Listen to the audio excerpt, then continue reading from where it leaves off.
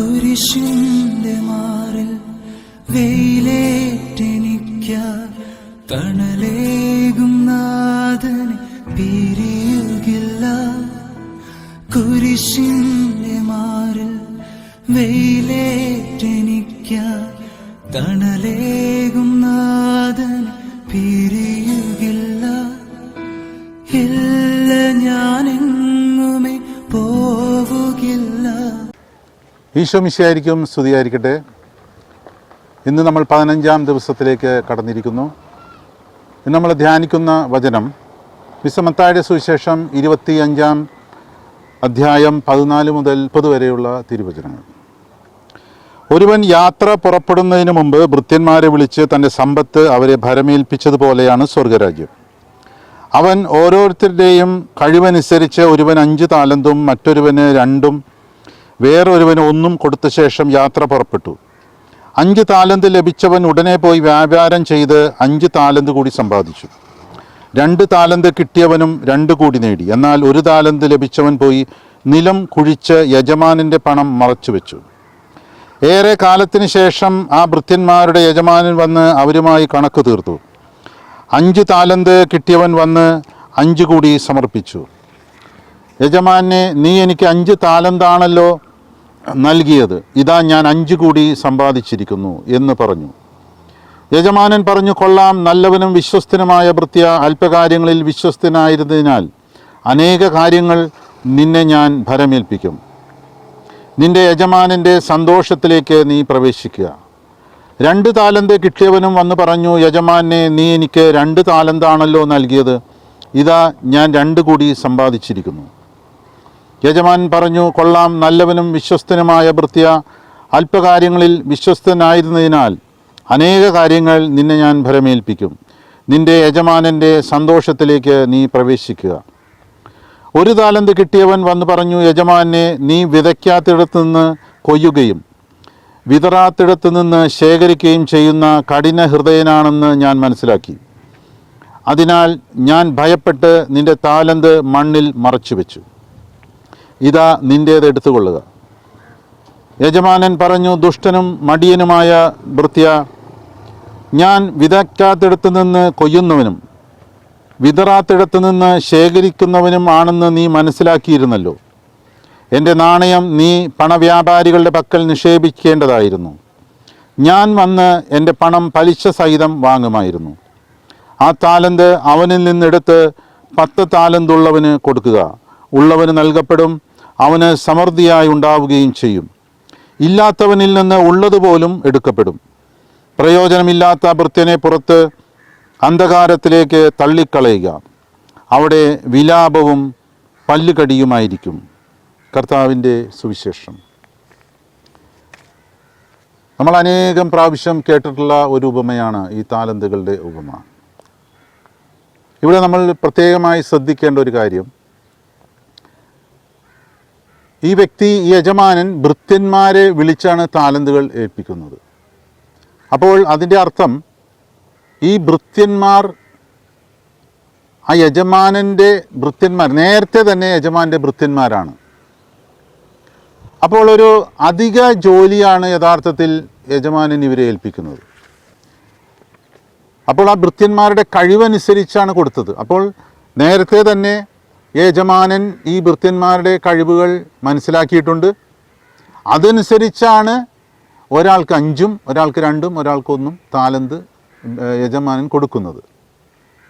അപ്പോൾ 5 താലന്ത് നേടിയവൻ അത് ഇരട്ടിയാക്കി 10ആക്കി. 2 താലന്ത് നേടിയവൻ, യജമാനൻ കൊടുത്തവൻ, അത് 4ആക്കി. എന്നാൽ 1 താലന്ത് കൊടുത്ത വ്യക്തി അത് കുഴിച്ചിട്ടു. അപ്പോൾ ഇവിടെ നമ്മൾ കാണുന്നത്, യജമാനൻ ഒരു അധിക ലാഭം പ്രതീക്ഷിക്കുന്നു, അല്ലെങ്കിൽ ഒരു എക്സ്ട്രാ വർക്ക് ഈ ഭൃത്യന്മാരിൽ നിന്ന് പ്രതീക്ഷിക്കുന്നു. അപ്പോൾ എന്താണ് ആ എക്സ്ട്രാ വർക്ക്? എന്താണ് യഥാർത്ഥത്തിൽ യജമാനൻ കൊടുത്ത താലന്ത്?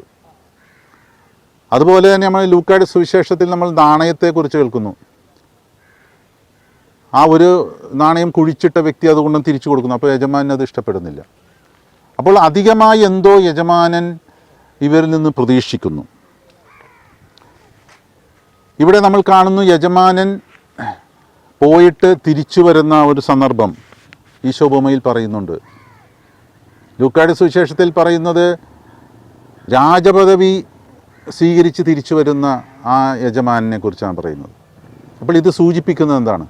ഈശോയുടെ രണ്ടാം വരവാണ്. ഈശോയുടെ രണ്ടാം വരവിൽ ഈശോ നമ്മളിൽ നിന്ന് എല്ലാവരിൽ നിന്നും അധികമായി എന്തോ ആഗ്രഹിക്കുന്നു. ഈശോ നമുക്ക് അനുഗ്രഹമായി പല കഴിവുകളും ആ കഴിവുകളിലൂടെ പല ഭൗതിക നേട്ടങ്ങളൊക്കെ നമുക്ക് ലഭിച്ചിട്ടുണ്ട്. ഈശോ തരുന്ന ആ ഒരു അനുഗ്രഹത്തിലൂടെ നമ്മളത് വലിയ ദൈവത്തിൽ നിന്ന് ലഭിച്ച അനുഗ്രഹമാണെന്ന് നമ്മൾ പറയാറുമുണ്ട്. നമ്മളതിനു വേണ്ടി നന്ദി പറഞ്ഞ് പ്രാർത്ഥിക്കാറുണ്ട്. പക്ഷേ ഇതൊന്നുമല്ല ഈശോ കണക്ക് നോക്കുന്നത്. ഈശോ തന്ന ആ അനുഗ്രഹം ഈ ഭൗതിക ലോകത്ത് അല്ലെങ്കിൽ ഭൗതിക സമ്പത്ത് വർദ്ധിപ്പിച്ചൊന്നും ഈശോ നോക്കുന്നില്ല. നമുക്കറിയാം മാർക്കോസ് സുവിശേഷത്തിൽ 11-ാം അധ്യായത്തിൽ ഇതാ ഈശോ അത്തിമരത്തിൻ്റെ അടുത്ത് ചെല്ലുന്നു. അത്തിപ്പഴത്തിൻ്റെ കാലമല്ലെങ്കിലും ഈശോ അത്തിമരത്തിൽ നിന്നും അധികമായി എന്തോ ആഗ്രഹിക്കുന്നു. അപ്പോൾ നമ്മളിൽ നിന്നെല്ലാം ഈശോ അധികമായി എന്തോ ആഗ്രഹിക്കുന്നുണ്ട്. അതെന്താണ്? തീർച്ചയായും അത് മറ്റൊന്നുമല്ല, അത് സുവിശേഷ വേല തന്നെയാണ്. നമ്മൾ പല രീതിയിൽ കഴിവുള്ളവരാണ്. പല ജോലികളിൽ നമ്മൾ ഏർപ്പെടുന്നു. ഒരുപക്ഷെ വലിയ ബിസിനസ്സുകാരായിരിക്കാം, അല്ലെങ്കിൽ ഒരു സാധാരണ ഒരു പണിക്കാരനായിരിക്കാം.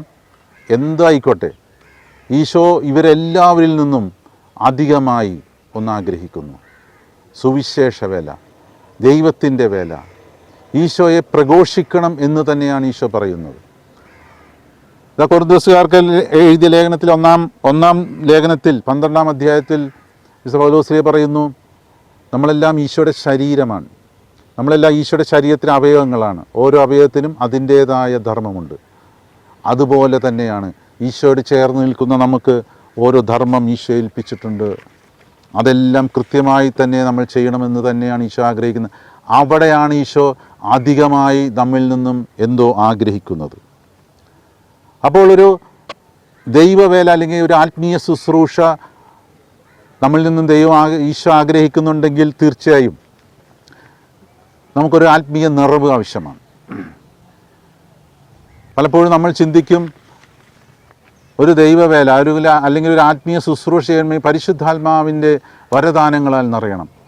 വചനം എങ്ങനെ ഞാൻ പ്രഘോഷിക്കും, ഞാനെങ്ങനെ ഒരു ശുശ്രൂഷകനാവും, ഞാനെങ്ങനെ രോഗശാന്തി ശുശ്രൂഷ നടത്തും, ഇതെല്ലാം നമ്മൾ ചിന്തിക്കും. പക്ഷേ നമ്മൾ മനസ്സിലാക്കുക, ഈശോ അതിനുള്ള താലന്ത് നമ്മളെ ഏൽപ്പിച്ചിട്ടുണ്ട്. നമ്മളത് തിരിച്ചറിഞ്ഞിട്ടില്ല. നമ്മൾ പലപ്പോഴും ഈ താലന്ത് കുഴിച്ചിട്ടിരിക്കുകയാണ്.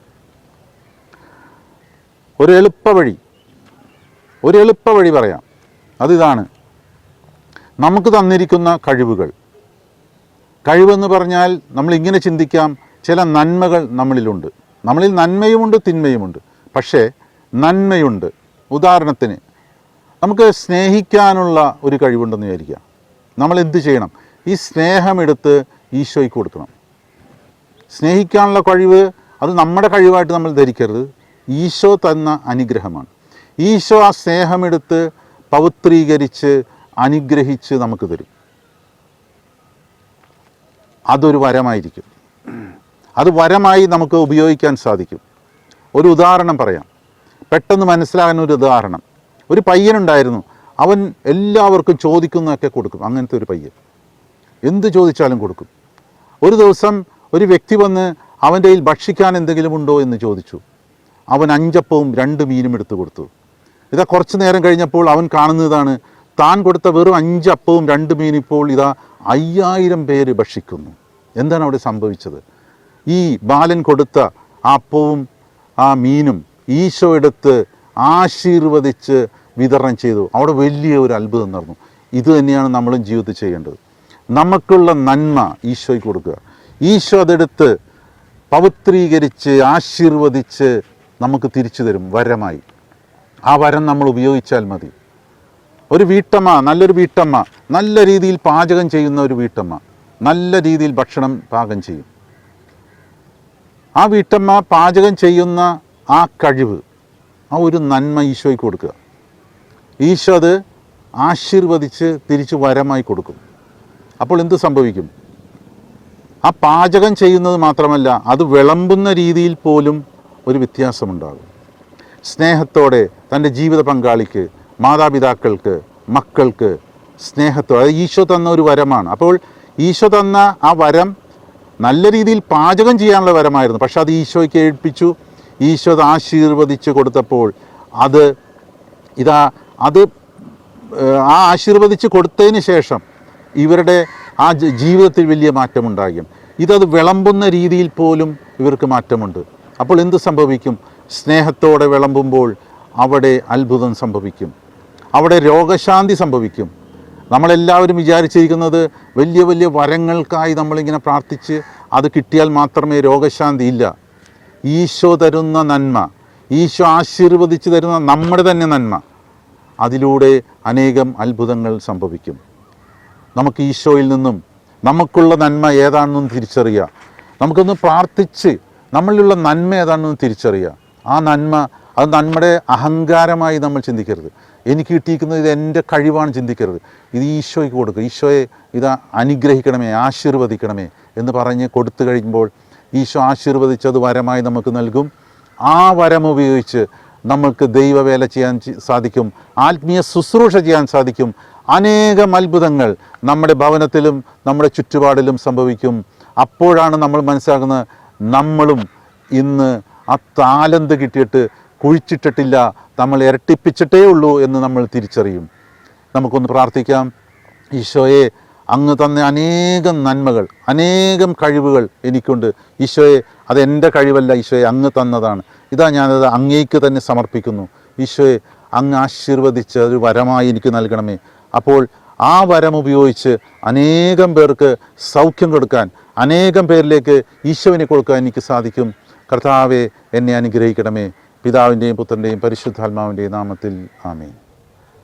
കുരിശിന്റെ മാറിൽ വെയിലേറ്റെനിക്കായി തണലേകും നാഥനെ പിരിയുകില്ല. കുരിശിന്റെ മാറിൽ വെയിലേറ്റെനിക്കായി തണലേകും